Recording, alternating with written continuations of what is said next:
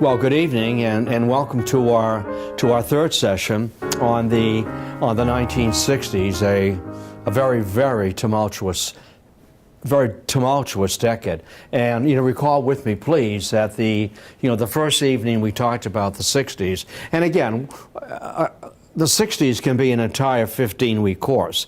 And what we've done together, the first night we talked about the Tet Offensive and what that was all about, and how it certainly damaged the credibility of Lyndon Johnson and forced him, frankly, at the end of the Tet Offensive, with the success of Gene McCarthy in the February primary, and later on Robert Kennedy, entering the race, that we made the observation, it's not an observation, it's the truth, that in March, the last Sunday in March of 1968, that Lyndon Johnson over ABC, CBS, and NBC, told the country that I will not seek, nor will I accept the nomination of my party for second term as your president. And those are two very different words. And he closed two different doors. I will not seek one door, nor will I accept another door, the nomination of my party. And we talked about how the Tet Offensive, led into that decision.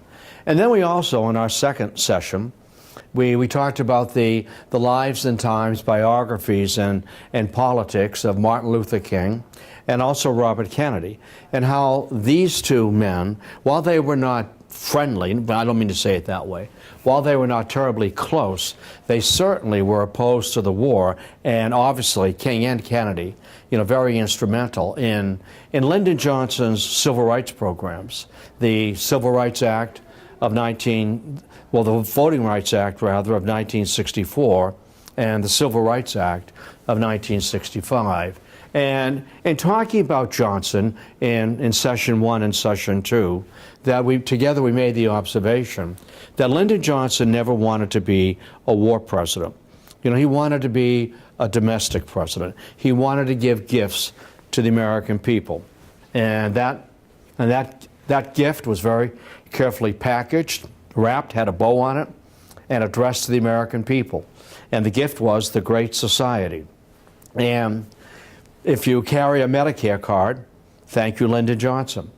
If you listen to NPR radio, watch Channel 2, thank you, Lyndon Johnson. If you fish in the Charles River, and maybe swim in the Charles River, I'm not sure I'd rather do either, thank you, Lyndon Johnson. The Clean Water Act, the Charles River is the cleanest urban river, in the United States as of this evening. So we talked about it, we blended, those two topics and themes and personalities and so forth. So tonight, what I'd like to focus down on as a closing item, and if we did this again, and we might, we could do the 1960s and encapsulate the 1960s in three separate other topics. But tonight, we're going to go to the election of 1968, an election that Lyndon Johnson had already declaimed that I'm not even going to the convention. I will not seek, nor will I accept the nomination of my party. Now, Hubert Humphrey, as vice president, was, for want of a better term, the designated heir to the Lyndon Johnson presidency. And Lyndon Johnson, privately, in the 3 a.m. of his soul, he believed that Richard Nixon would prove to be the better president. Now, he couldn't say that publicly, that he thought that Hubert Humphrey was soft, too willing to compromise, too agreeable. And he was a good man. He had good progressive, idealistic credentials, and he was very much a supporter of the Great Society. In my view, I think he would have made a fine president. Didn't come to pass. It wasn't his time. It wasn't his election. However, he was the heir designate. And Hubert Humphrey did not enter a single primary. That he was seen, and this is true, that he was the candidate of the party bosses. The primaries were not yet as important as they are today for gathering up and for gathering delegates. The smoke-filled room, the party bosses. I mean, they brought bushel baskets, pocketfuls of delegates to the convention, who were at their beck and call. And Hubert Humphrey was the candidate. He was the candidate of the establishment. And there were many who simply dismissed Hubert Humphrey by saying, well, a vote for Hubert Humphrey is a vote for Lyndon Johnson. A vote for Hubert Humphrey is a vote for more war. A vote for Hubert Humphrey is a vote for more deaths, more young men, in some cases young women, stuffed into green body bags and brought home to be buried, unwept and unhonored in many cases. And Hubert Humphrey, this was a fractious convention. I mean, not only, and I know you folks remember this, because that convention, just as the Vietnam War, just as the Civil Rights Movement, came into our living rooms completely unedited, unvarnished. We saw it all, the blood, the billy clubs, the dogs, the napalm. Remember those terrible photos from the Vietnam War? I'm thinking of two in particular. You know, that young girl with her brother running down the street, their clothes burned off them, and they're waving their arms to cool themselves down. You know, that was the aftermath of a napalm attack. You know, napalm burns at 2,200 degrees Fahrenheit. Imagine that. And you're putting that down on trucks, you're putting that down on villages, you're putting that down on people. This was a nasty, nasty war. And the other iconic image is the Vietnamese officer putting his pistol to the temple of a captured Viet Cong in the aftermath of the Tet Offensive, and literally on camera, in living color, in full motion, blowing his brains out. And you remember, the officer pulled the trigger, and that spurt of blood was like projectile bleeding popping out of the side of that young boy's head. I mean, he was a Viet Cong agent, no doubt about it. But nonetheless, very difficult for Americans to deal with that. So the anti-war movement followed the Humphrey campaign in Chicago, and what they wanted, just as the more liberal delegates on the floor of the convention wanted, they wanted the Democratic Party to include a plank in the party's platform which addressed directly the war and laid out a plan, a recommendation that we are getting out. Not to bug out, as Nixon said, but we are getting out, to withdraw, not to declare victory, not to declare defeat, but we've done our job as an honorable ally. And it's time to turn the fighting back over to the South Vietnamese Army, whom we had coached up, and Lyndon Johnson, with the aid of Westmoreland. The Vietnamese won't fight. The South Vietnamese won't fight. They cut and run. They sell their weapons. They throw their weapons away. They give away ambushes. And Westmoreland and Johnson and Robert McNamara, that we have to, if you will, fight their war for them. And all of that now was called into question, very deep question, painful question, violent question in the summer of 1968. The anti-war movement came to Chicago. And the way the press cropped the photography, it made it look like half the country was there, which wasn't true. But like with any photograph, if you crop it properly, you can make that photograph say things, imply things that are not necessarily true. But what is true, the anti-war movement came to Chicago, and they wanted a plank in the platform speaking directly about how to get out of this quagmire, of a war. Mayor Daley wanted no part, Mayor Daley of Chicago, wanted no part of that anti-war movement on Michigan Avenue. And Mayor Daley mobilized the entire Chicago police force. He mobilized large parts of the Illinois National Guard, where there were anywhere from 10 to 12, let's say, cops per demonstrators. And it was tense, it was angry, and it led to what was officially termed a police riot. And that riot, not as violent, of course, erupted on the floor of the convention, because the more liberal, progressive anti-war delegates wanted the very same plank in the platform that the kids in the streets did. It didn't happen. You know, Lyndon Johnson made certain it didn't happen. For Lyndon Johnson, a plank talking about peace in the platform indicated a kind of a break with him, an embarrassment for him. So Hubert Humphrey earned the nomination of a very fractious convention, a fractious party. He ran with Ed Muskie of Maine, not exactly an ebullient ticket. And Hubert Humphrey, I want to make this clear, and I want to say it as concisely as I possibly can. Hubert Humphrey needed to be able to distance himself from Lyndon Johnson. And what he was never able to do until very late in the election, to be able to describe and to outline for the voters what a Humphrey presidency would look like. He was afraid of Lyndon Johnson. You say, Lyndon Johnson tortured Hubert Humphrey. Lyndon Johnson was a bully. With one hand he could slap, and with another hand he would caress. Very difficult man, could be disingenuous, very loving, a very conflicted man as well.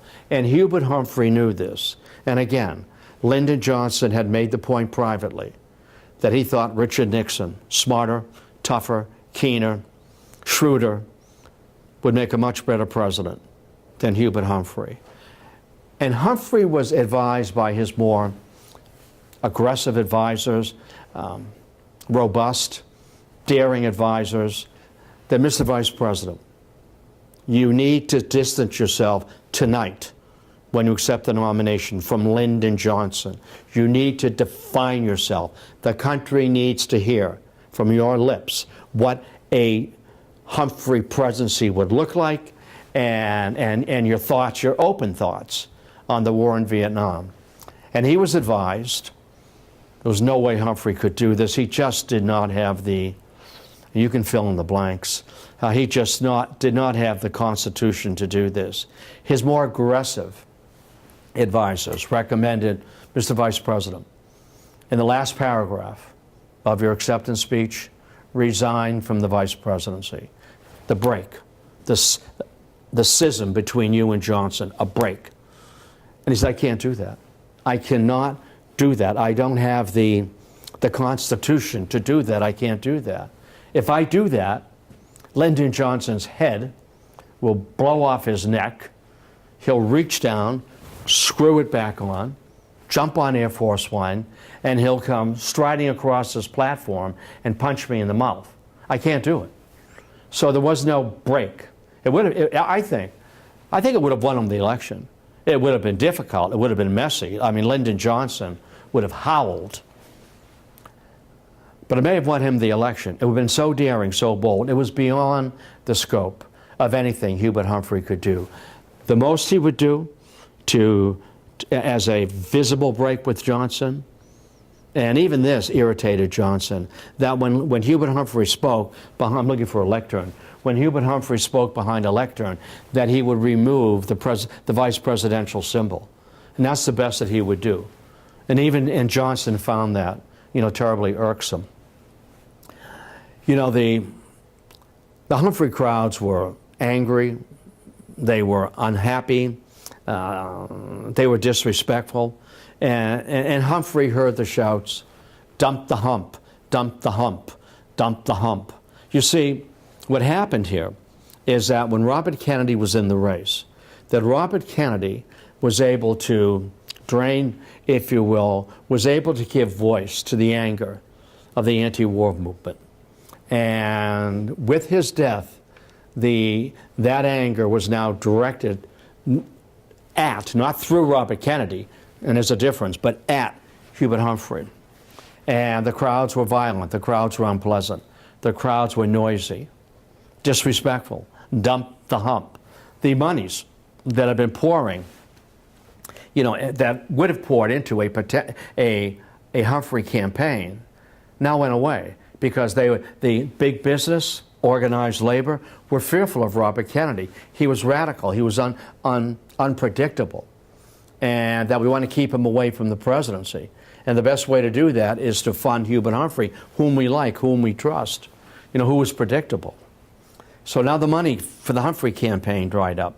And for Lyndon Johnson, that he was even less reluctant He was even more reluctant, I should say, to endorse Humphrey, because he was willing to be more supportive of Humphrey when it looked like maybe, just maybe, a Gene McCarthy or George McGovern or a Robert Kennedy might get the nomination.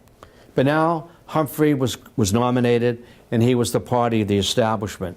Lyndon Johnson, I know it's hard for us to believe tonight, that Lyndon Johnson reluctantly endorsed Hubert Humphrey. How reluctantly?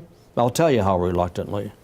4 days before the election, Lyndon Johnson with Lady Bird and Muriel Humphrey and Hubert Humphrey on the platform, I believe it was in Texas, that Lyndon Johnson finally verbally endorsed Hubert Humphrey. Talk about a left-handed compliment. And Lyndon Johnson torturing Humphrey. Now, Richard Nixon, the Republican nominee, along with Spiro Agnew as vice president. The Republican convention was orderly, it was predictable, it remained on schedule, there were no demonstrations. Nixon, the campaign slogan, bring us together.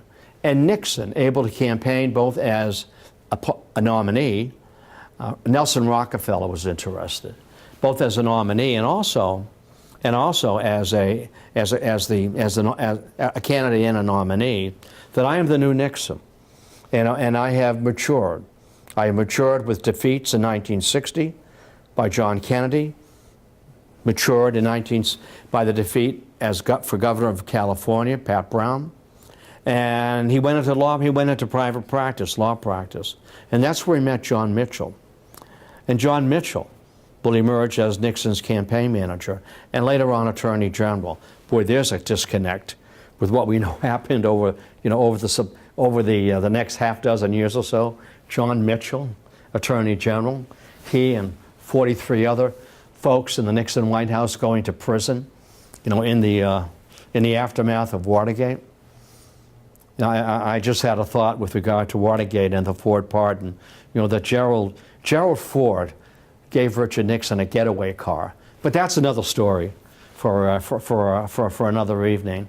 So Nixon, watching the convention, the Democratic convention, shrewd, sharp, always had his facts straight, the ones he wanted to keep straight. And here's a great line. And Nixon used this line repeatedly throughout the convention, along with "I've matured, I've traveled, I've read, a new Nixon, I'm more thoughtful."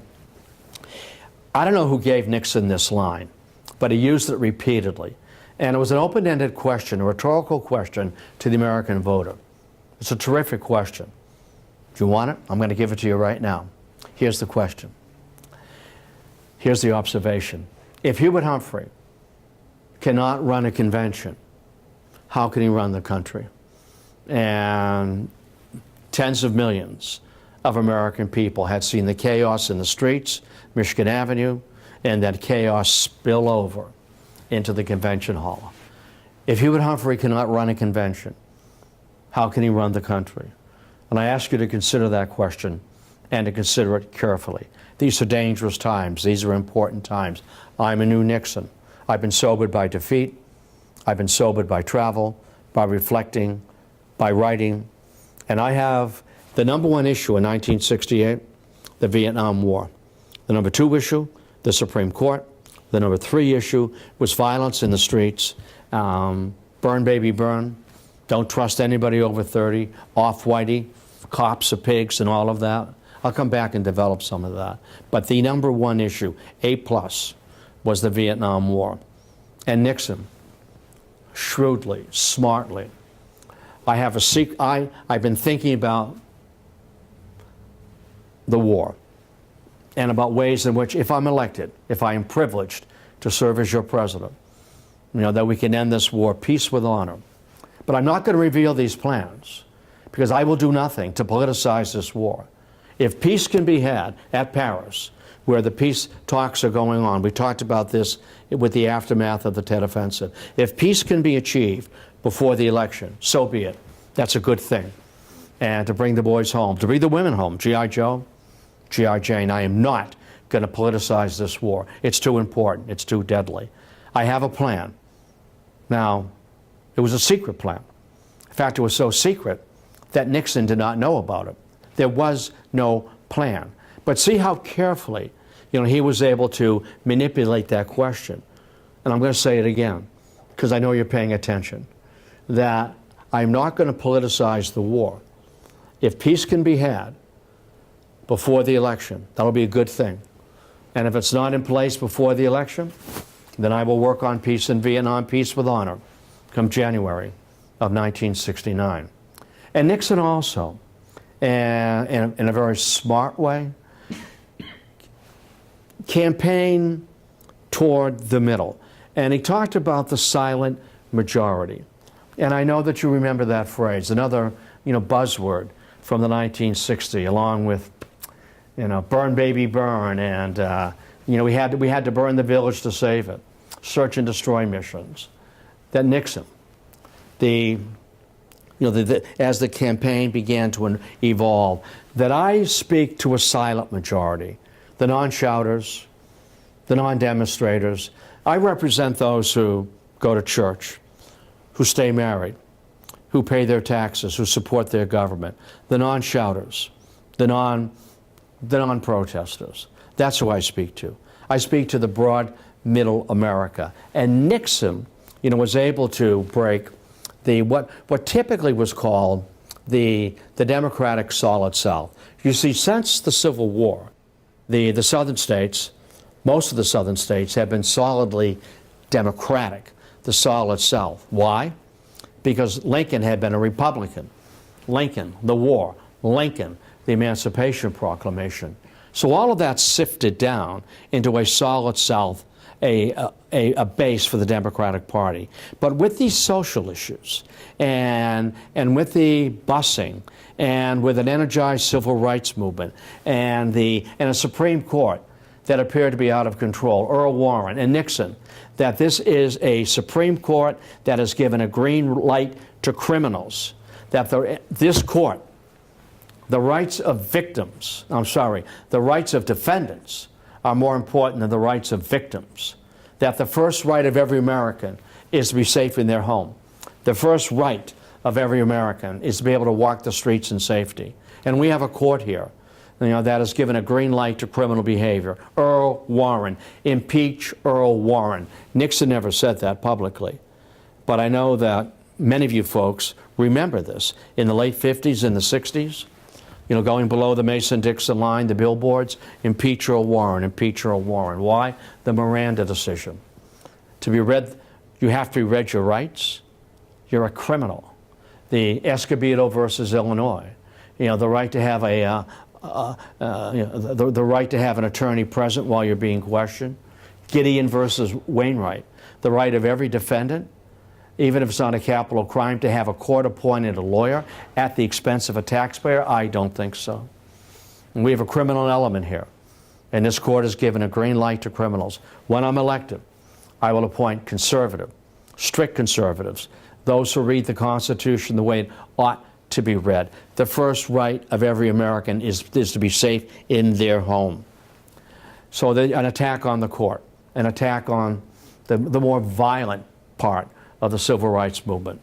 And I have a secret plan to end the war. There was no debate, by the way. There was no debate between Nixon and Humphrey. Nixon had learned his lesson in 1960. I am not going to debate Hubert Humphrey.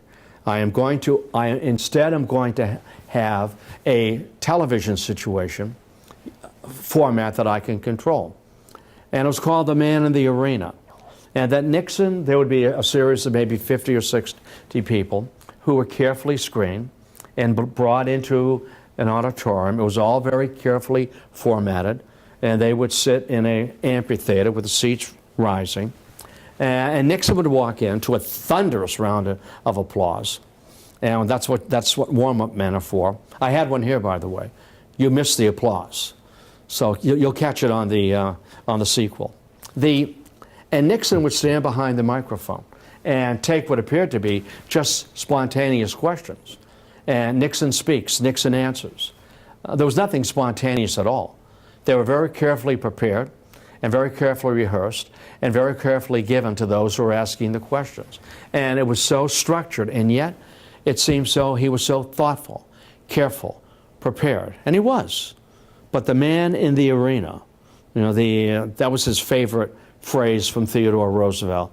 It's me with the red cape, and I'm dealing with my enemies, the enemies of the country. I'm not debating Hubert Humphrey.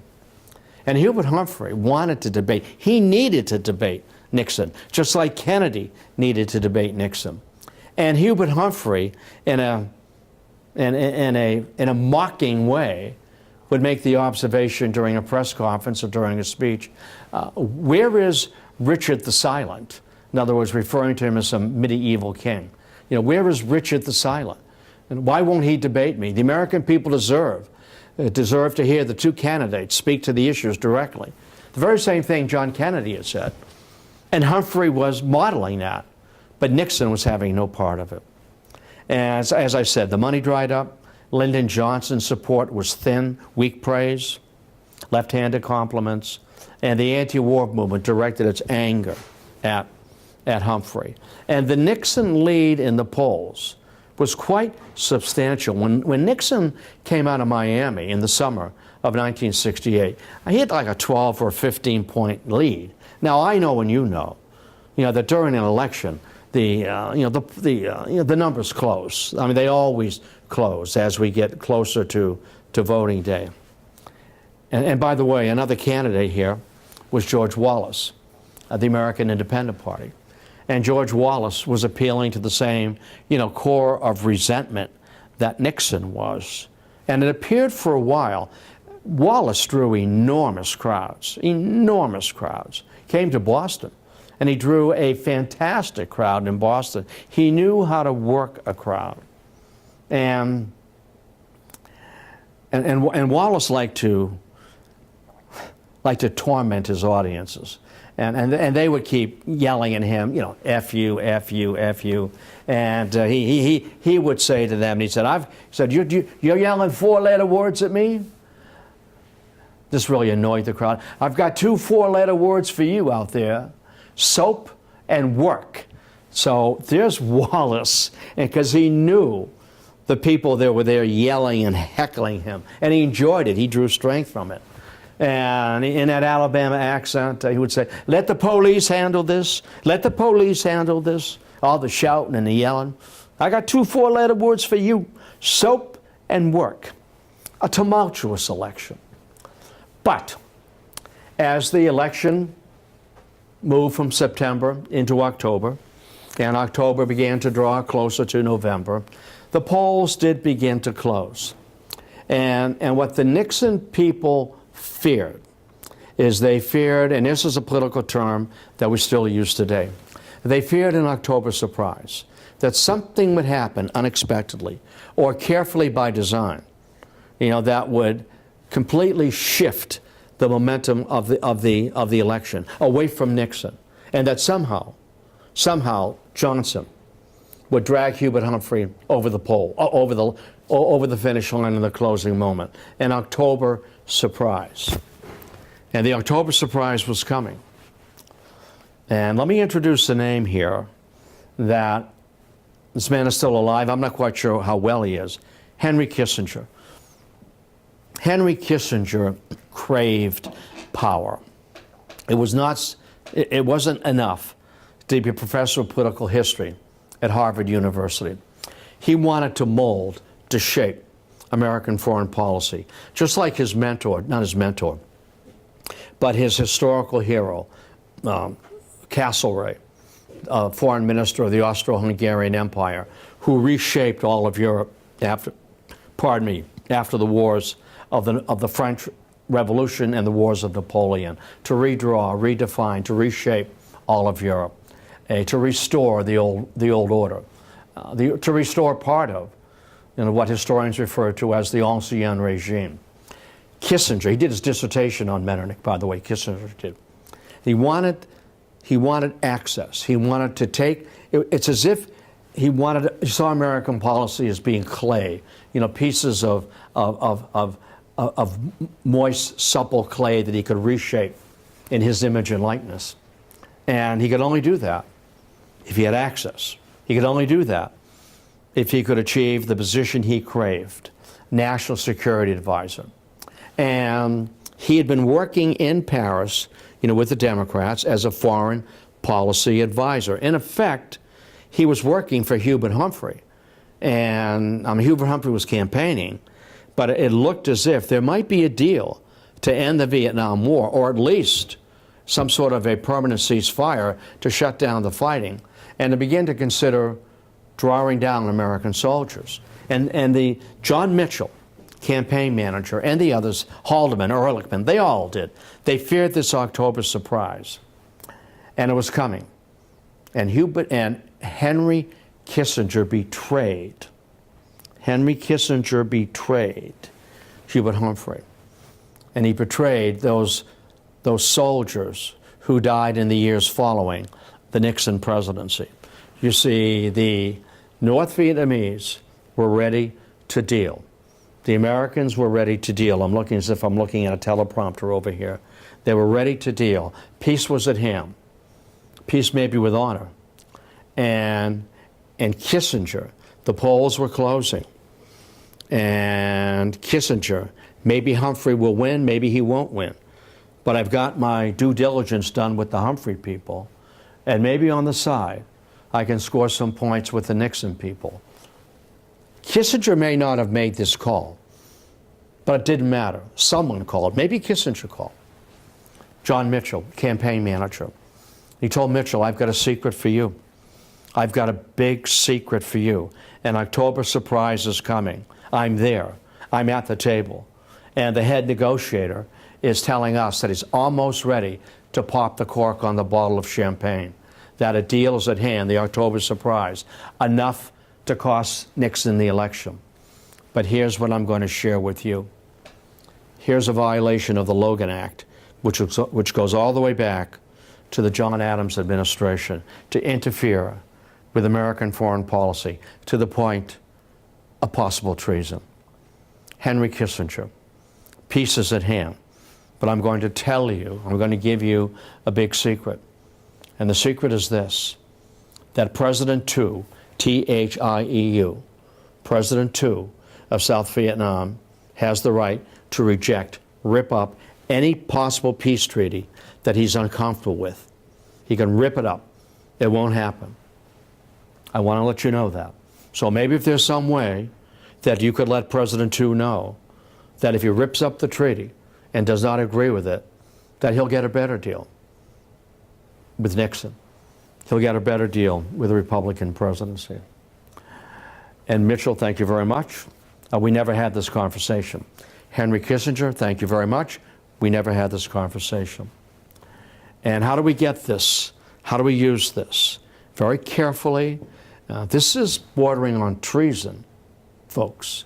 Very carefully, we need to get the word to President Thieu. Reject the treaty for whatever reason you can make up, and you're going to get a better deal from Richard Nixon. How do we get that word to him? We get that word to him through, you may remember this name from World War II, Anna Chennault. You know, her husband was instrumental in forming the Canadian Flying Tigers. And she was an Asia firster, and she was very much in that inner circle of President Thieu. And she had access. She could call his desk, and he would pick up the phone. And she told him, President Thieu, reject the deal on very good inside information that I shall not share with you, and that because you can still have plausible deniability. You'll get a better deal on the Nixon watch. And he also got that word from the South Vietnamese ambassador, who's contacted by Anna Chennault. Tell President Thieu, ambassador, you'll get a better deal from a Nixon White House. Now, Johnson knew that phone call had been made, and he couldn't say too much about it, because what the Johnson people had done, the CIA had done, and I guess the FBI was involved as well, is that as standard operating procedure, that they had bugged every foreign embassy in Washington, D.C. They knew what everybody was talking about. So when that phone call came to the South Vietnamese ambassador, and he relayed that information, again, a double down on it, to President II. Johnson knew it. He said, I can't call Nixon out on this, that they're violating the Logan Act, because then the world will know, all of our allies will know we are bugging, we have bugged their embassies. And it's not exactly a friendly thing where allies bug allies. And Johnson let it know that, I know this has happened. I know what you're doing. And he called Ev Dirksen, senior Republican senator from Illinois. And he knew Ev Dirksen. They worked together. Senator Dirksen, I know what's going on. I can't say anything. My hands are tied. And Dirksen said, well, Mr. President, I'm not quite sure about that. Dirksen called Nixon. And Nixon said, you better call Johnson. And Nixon did. He called Lyndon Johnson. He said, Mr. President, this is not happening. I have no idea. I've heard some scuttlebutt. I've heard some speculation. And if it's true, it's altogether wrong. And I'm going to take a look at it, and I will end this. I assure you, Mr. President, I have no role in this. This is unacceptable. And Lyndon Johnson knew that Richard Nixon was lying. Richard Nixon knew that Lyndon Johnson knew he was lying. These are two seasoned politicians. They know the game. It's dark. It's dangerous. It maybe is unfair. And so they had this false conversation. And Johnson said, well, thank you very much, Dick, for the phone call. And good night, Mr. President. And thank you for listening to me. I assure you that this is completely false, and I'm going to look into this. Good night, sir. Takes one to know one. I'm not editorializing. It's just the way things happen. So guess what happened? It was nixed. The deal was ripped up. And it will be, as I said, 3 days before the election that Lyndon Johnson will endorse publicly Hubert Humphrey. But it's too little and too late. And at the end of the day, when the electoral votes are counted, and that's where it matters. We know from the 2016 election, the popular vote, while it's nice to win the popular vote, it's secondary to winning in the Electoral College. In the popular vote in 1968, only 0.7% of the popular vote separated Nixon from Humphrey. In the Electoral College, where it matters, 303 Nixon, 191, maybe 193 Humphrey, and Wallace came in with 43 or 46 electoral votes. So Richard Nixon is President of the United States in January of 1969. Bring us together. As for the plan, yes, eventually a plan did evolve. And the plan was given a name, which did not include withdrawal or downturn. And the name of the plan was introduced by a new Secretary of Defense, Melvin Laird, and it was called Vietnamization. And quite frankly, truth to tell, Vietnamization was simply changing the complexion of the dead that were shoved into body bags. We are coming home. And slowly, with Vietnamization, turning the war over to the Vietnamese. And it's almost as if American forces are recrossing the bridge that they first crossed with Johnson and Kennedy in 63 and 64. Here's the bridge. Kennedy and Johnson, advisors, and then Johnson escalating recklessly. And then in 1969, these troops are coming back over the bridge, and we are de-escalating and bringing G.I. Joe and G.I. Jane home, changing the complexion of the dead. And everybody knew there was no way the Army of South Vietnam would be able to contain or defeat the Army of North Vietnam. It simply would not happen. As I said earlier, they threw down their weapons. They ran. They were cowards. They were afraid. Not all units, but certainly a majority of the units. And it was only a matter of time. And when Nixon put his Vietnamization plan before President II, we're coming home. And we will continue to supply you with air cover, bombing runs over the Ho Chi Minh Trail, the Sihanouk Trail. and we will continue to supply you with weapons, but you now need to do the fighting. We are coming home. And you have no veto over this treaty. This is what's going to happen, irrespective of your cooperation. So he didn't get a better deal. In fact, there were almost as many American servicemen killed on the Nixon watch as there had been on the Johnson watch. And that's very slow, gradual de-escalation, which, and I don't want to get into this, it's not on our watch tonight, but in 1970, in April of 1970, Nixon suddenly, unexpectedly expanded the war, that he invaded Cambodia, and the catastrophe that happened to the people of Cambodia. And all one needs to do is to see the film The Killing Fields and get a sense of that. And then, you know, the war was expanded into Laos as well. And that entire country was destabilized, along with Cambodia. And that completely re-energized, reignited the anti-war movement. But tonight we don't have time to get into that. So Nixon, Vietnamization, and a slow, gradual withdrawal. And as Henry Kissinger told President Nixon, and he knew this, that the war is lost. We cannot say that.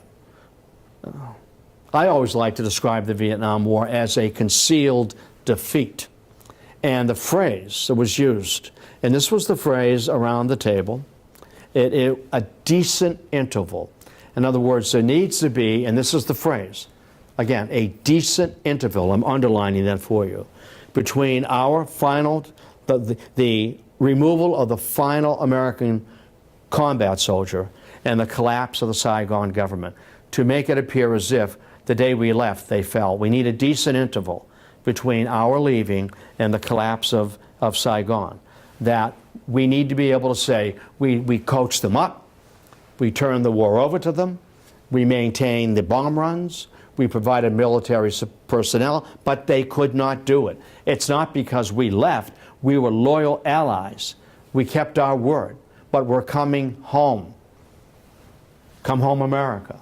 A decent interval between our leaving and the collapse of the government of South Vietnam. What Nixon primarily wanted out of that peace treaty when it came in '73, two things. An accounting for MIAs, which was terribly important and still is, and an accounting for POWs. We are coming home. And of course, the anti-war movement reignited Cambodia and Laos. And the final withdrawal that you and I remember, it's vivid television, vivid documentary, Ken Burns' The Vietnam War. The Marine choppers, the Marine helicopters, evacuating loyal Vietnamese, loyal to us, who had supported us, off the rooftops of the American Embassy and other buildings, and being transported out to the decks of aircraft carriers to be brought to the United States. You had supported us, and we know that if you remain there, you will be summarily executed. So there's our story for this evening. And as I said maybe half an hour ago, that if we revisit the decade of 1968, we could tell that decade through three very different stories. We could tell it through Daniel Ellsberg. We could tell it through, well, we could tell it through the environmental movement. We could tell it through the eyes and ears and words of Lady Bird Johnson. So there we have it this evening, and thank you for your company. And just to promote next month I'll be here on the 6th of December, and what we're going to do is we're going to do together, we're going to do a Christmas Carol. And we'll talk about A Christmas Carol as an ecumenical story. It's a story about giving. It's a story about philanthropy. It's a story about looking out for each other. I tell it as a ghost story. Christmas past, Christmas present, and Christmas yet to be. And that ghost story is told through the experience of Ebenezer Scrooge. Only Charles Dickens could give us such a rich name and a rich character as Ebenezer Scrooge. And I'll do my very best. I like to read from parts of it to give you the voice of Ebenezer Scrooge on December 6th in this room next month. Good night, good luck, and thank you for your company.